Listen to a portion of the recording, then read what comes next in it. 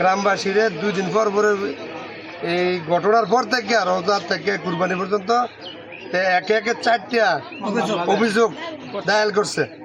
অভিযোগ করছে গ্রামবাসীর বিপক্ষে। সে মেয়ে তার শ্বশুর বাড়ির পক্ষে কোনো অভিযোগ নাই, সে শুধু গ্রামবাসীরা কয়দিন পর পর অভিযোগ দেয়। আর এই অভিযোগের কারণে আমি নিজে বলি সে দুষ্ট, নাইলে তার ঘটনা যার লগে তার শ্বশুর বাড়ির লগে তার দ্বন্দ্ব যাতে বউ ফালাই দিছে।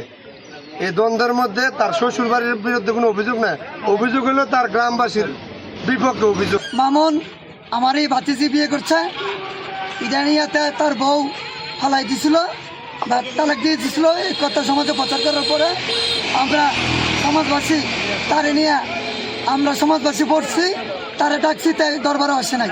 তাই গিয়ে থানার মধ্যে অভিযোগ জানাইছি।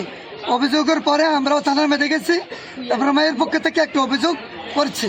করার পরে জয়নাল দরগা আমাদেরকে একটা টাইম দিয়েছিল, সেই টাইমেও জয়নাল দরগা ব্যস্ত হয়েছে যে এই দরবারও তারা উপস্থিত করতে পারে নাই। তারপরে আমরা তাই আমাদের সমাজের কথা কেউ মানে না এবং সমাজের থাকবে না।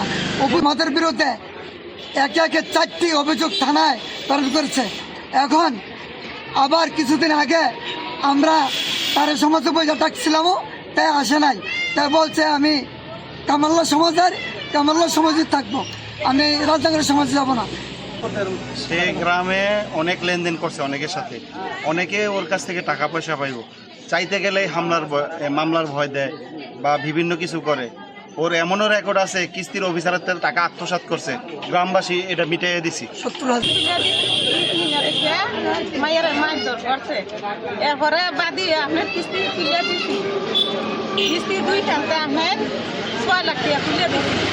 সে আপনার কিস্তি চালায় না। এরপরে আবার পত্তনে আমার আতানে আবার আনাইছে 4 লক্ষ টাকা।